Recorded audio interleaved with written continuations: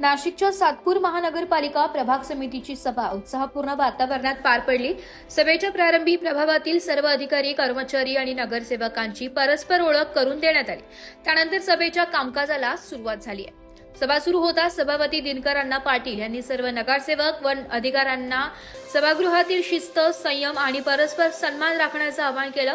महासभा असो किंवा प्रभाग समितीची सभा, प्रत्येक बैठक शांततेत, नियमांनुसार आणि लोकहिताच्या दृष्टीने पार पाडली पाहिजे असे त्यांनी स्पष्ट केलंय।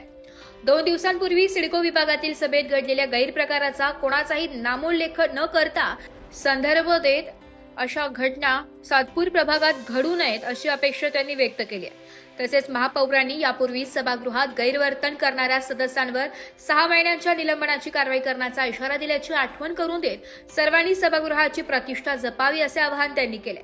सभेतील वातावरण सुरुवातीपासूनच शिस्तबद्ध व सकारात्मक राहिले। विकास कामांवर विधायक चर्चा होऊन नागरिकांच्या प्रश्नांवर प्राधान्याने काम करण्याचा निर्धार यावेळी व्यक्त करण्यात आला। अजिबात नाही, कारण तुम्ही बघितलंय महासभेमध्ये जेव्हा कोणी बोलतो तेव्हा आपल्यात बोलू नका, या पण सवय पाळा। आपण बघितलंय की महापौरांनी त्या दिवशी विलास शिंदे, अजय बोरस्ते, बर्की तिथमे, मी स्वतः आणि जॉय कांबळे यांनी एक प्रस्ताव दिला होता। सिडकोमध्ये जी घटना घडली तर त्याचा निषेध केलेला आहे आणि तो सदस्य कोणत्याही सभागृहामध्ये असो, प्रभाग असो, स्टँडिंग असो किंवा महासभा असो, तिथं अर्वाच्य बोलेल, भांडण करीत, त्याला 6 महिने निलंबित केले जाणार याची नोंद घ्या। अधिकाऱ्यांनी सुद्धा फोन उचलायचा।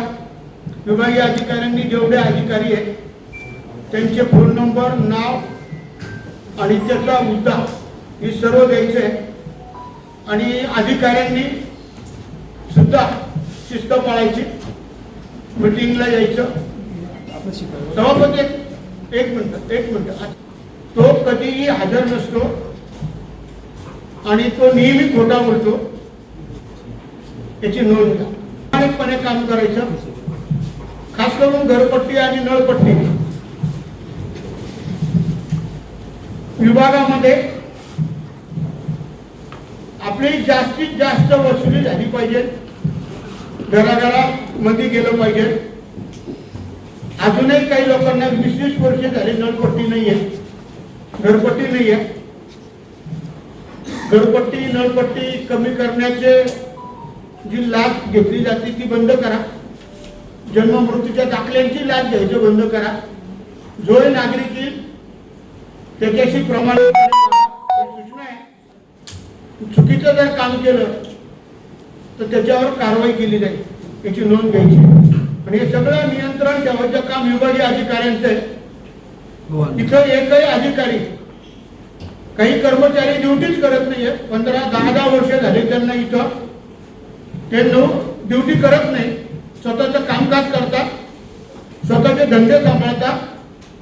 असे काही कर्मचारी अधिकारी आहेत। याच्या पुढे असं आढळलं त्याला कायदेशीर त्याच्यावर कारवाई केली जाईल, याची नोंद घ्यायची। अधिकाऱ्यांनी 4 वाजेला इथं कार्यालयात, प्रत्येक कार्यालयात बसलं पाहिजे अधिकाऱ्यांनी। कारण सांगायचं नाही मी साईटवर आहे, हे बोलायचं नाही। साईटवर जायचं तर सकाळी जायचं। सदस्य सुद्धा तुम्हाला 4च्या पुढे फोन करणार नाही की आमच्या इथं या, तुम्ही इथं बसा, जनतेला न्याय द्या। आम्हाला जे निवडून दिले सर्व सदस्यांना, जे जनतेचा काम करण्यासाठी दिलेलं आहे, आम्ही सगळे नगरसेवक निवडून येत असतो। जनता आम्हाला 50-50 हजार जनतेचं नेतृत्व करावं लागतं। तुम्हाला वाटतं कधी कधी का नगरसेवक बोलला, आम्हाला 50,000 लोक बोलतात, तेव्हा तुम्हाला आम्ही एक नगरसेवक एखाद्या अधिकाऱ्याला फोन करतो। इथं कोणत्याही प्रकारचं अधिकाऱ्यांनी सुद्धा वर्तणूक त्यांची नियमाप्रमाणे, शिस्तीप्रमाणे ठेवली पाहिजे। विभागाधिकारी साहेब, तुम्ही सुद्धा इथं पूर्ण वेळ बसलं पाहिजे। कोणाला पाठीशी घालायचं नाही, चुकीचं कामं करायचे नाही, असं काही समजायचं नाही तर मग तुम्ही विभागीय अधिकारी आहेत, तुम्ही चुकी केल्यावर तुम्हाला माफ होईल, अजिबात नाही। जो चांगलं काम करेल त्याचा सन्मान सत्कार केला जाईल। तुम्ही बघितलं असेल तर 2-3 महिने फक्त एक विभागीय अधिकारी मागे डहाळे मॅडम ना आता 2 महिन्यात मी स्वतःहून त्यांचा सत्कार केला.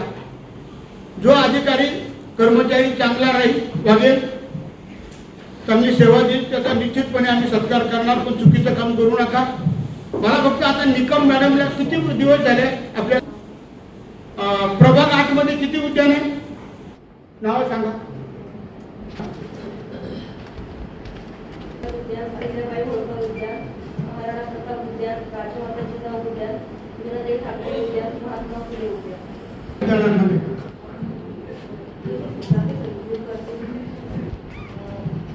जेव्हा तक्रारी वगैरे येतात तेव्हा झालं. एवढं उद्यान आहे? प्रभाग वर झालं. किती उद्यानाची प्लॉट करावे, मध्ये मध्ये आहे सर. किती कप्पे, 17 एकर मध्ये किती ब्लॉक आहे उद्यानाचे? एकदाही येते नाही. झोपुळे हा तुम्हाला चाट मारून दिलेला आहे, तो कधीच येतो. माझ्या प्रभागातले आता तुम्ही बसा मॅडम गोविंद बऱ्यापैकी जे आहे तो अहवाल पाठवला तोच सांगा. अहवाल पूर्णपणे नाही झाले. किती उद्यानाचे? साधारण सगळ्याच उद्यानांची परिस्थिती आहे. जेवढे मी काय केलं, 2 महिने झाले अगोदर गेलो, 1 महिन्यानी गेलो, परत 15 दिवसांनी गेलो. याला सांगितलं नाही, कोणालाच सांगितलं नाही. मग याला म्हणलं लोखंडेला म्हणलं चाल आपल्याला उद्यान आम्ही जायचे, ते दोन्ही ठेकेदार बोलून घे.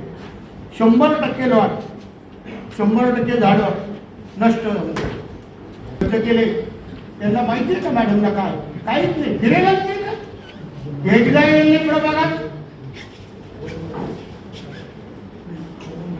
2 वाजेला भदानीला बोलवले, त्याचा आवाज वाचून दाखव का?